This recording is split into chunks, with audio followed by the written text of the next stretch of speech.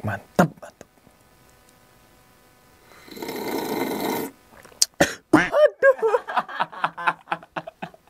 Itu apaan? Mana sih ini ya? Tahu hilang kali ya?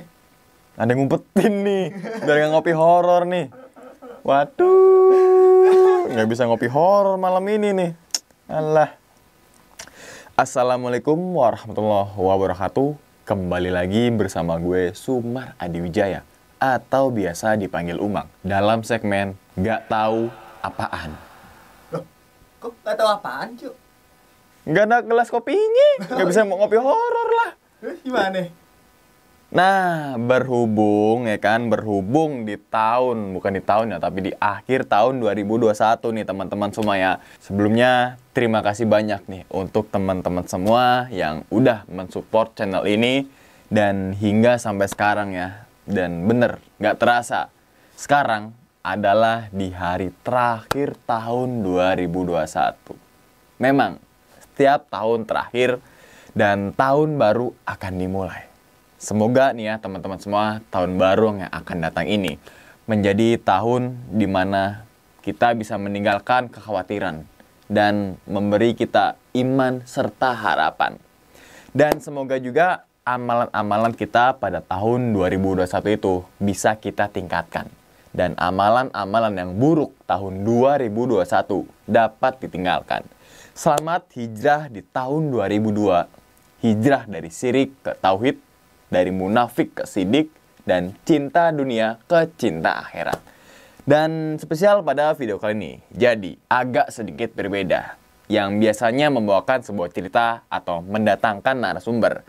Kali ini gue akan sedikit rewind video-video di tahun 2021. Gue akan nyebutin 5 cerita terseram ya bersama narasumber nih. Yang tadi menurut gue masih membekas nuansa seremnya. Sebenarnya memang banyak yang serem, tapi yang bikin gue merinding terus itu ketika syuting maupun ngedit, itu ada 5 cerita. Yang pertama, yaitu Kak Sherly yang menceritakan tentang pengalamannya dan temannya itu masuk ke dunia lain. Bukan dunia lain sih, tapi ya sama aja dunia lain dengan dunia gaib gitu.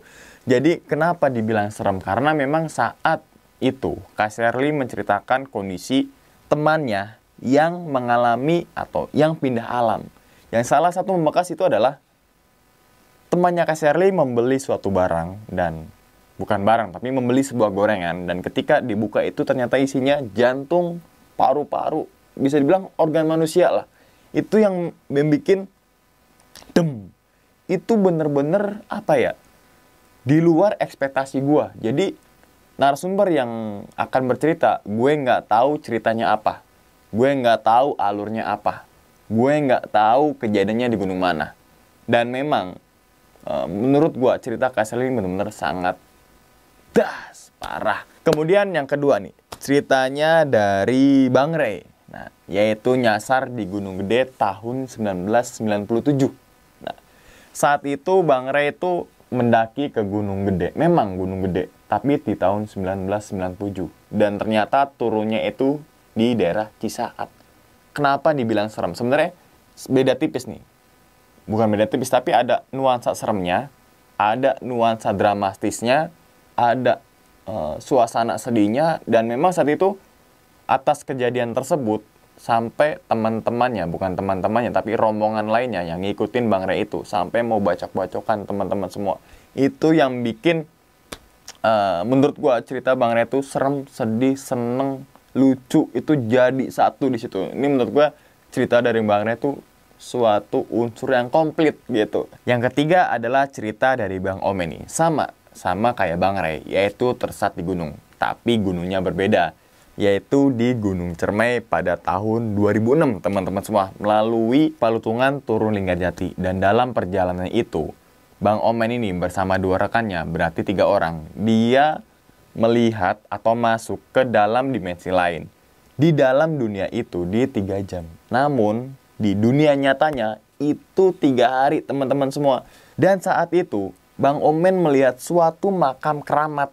Dan makam keramatnya itu ada 2 yang bentuknya itu sedikit berbeda.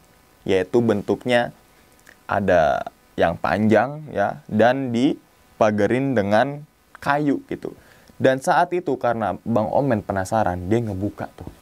Ngebuka dari apa ya, batu nisan, bukan batu nisan tapi kayak semacam papan nisan lah gitu. Dan dibuka ternyata itu Prabu Siliwangi. Nah, dan ketika saat itu juga, ketika singkat cerita sampai di rumah, Bang Omen ini ditanyain sama orang tuanya, kemana aja selama 5 hari. Dan saat itu Bang Omen bener-bener kaget. Karena kenapa? Karena dia ngerasanya cuma 2 hari 1 malam. Dan saat nyasar itu dia cuma 3 jam. Dan ketika pulang ke rumah itu 3 hari. Berarti total selama perjalanan tuh 5 hari. Dan ternyata usut punya usut, dibalik tersesatnya Bang Omen bersama 2 rekannya, itu adalah malam 1 suro. Yang bisa dikatakan malam 1 suro itu mempunyai vibes yang berbeda. Vibes-nya itu memang menyeramkan. Sama halnya dengan malam Jumat. Memang itu merupakan suatu budaya. Tapi di sisi lain, masyarakat masih percaya dengan malam Jumat ataupun malam 1 suro. Itu menyeramkan. Nah, kemudian yang keempat nih. Keempat itu tentunya ya, cerita dari Bang Oji. Nah, cerita dari Bang Oji ini yang Gunung Sumbing dulu deh. Di Gunung Sumbing itu ternyata dia menemukan sebuah alat santet ketika mendaki ke Gunung Merbabu, Sumbing melalui jalur Bowongso. Dan Mas Oji ini melihat satu set alat santet itu ketika di pos 2. Gak cuma di pos 2 aja nih, tapi di kawah Gunung Sumbing itu juga. Di situ dia menemukan alat santet juga. Di situ ada 4 boneka. 3 boneka itu bisa dibilang satu keluarga. Yang 1 bonekanya itu bisa dibilang masih anak muda. Nah, ini yang nggak habis pikir gitu. Kenapa gunung yang dianggap suci malah dimanfaatkan oleh oknum-oknum, ya, gue bilang oknum, malah mencari sesuatu yang keluar dari ajaran agama gitu.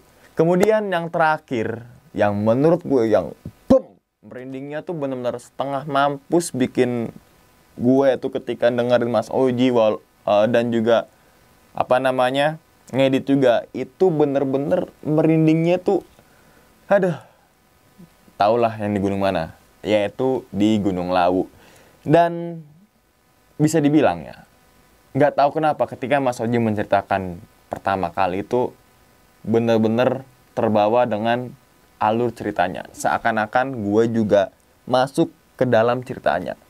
Yang bikin gue merinding adalah teror itu nggak habis-habis ya teman-teman semua. Dan memang itu narasumber yang belum pernah gue dengar pengalaman mistisnya. Banyak kan ngeliat.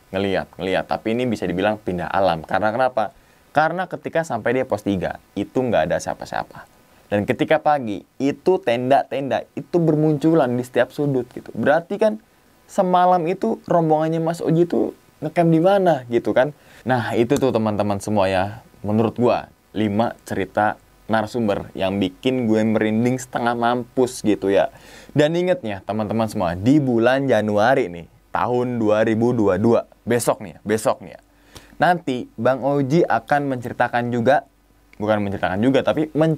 lagi ketika dia mendaki ke gunung, salah satu di gunung Jawa Tengah. Dan gunung ini perbatasan dengan Jawa Tengah dan juga Jawa Timur. Jadi teman-teman semua yang tahu gunung itu apa, silakan komentar. Dan di tahun 2022 nanti juga akan ada beberapa segmen. Biasanya kan gue cuma 2 ya, yaitu kisah mistis pendakian dan juga jejak pendakian.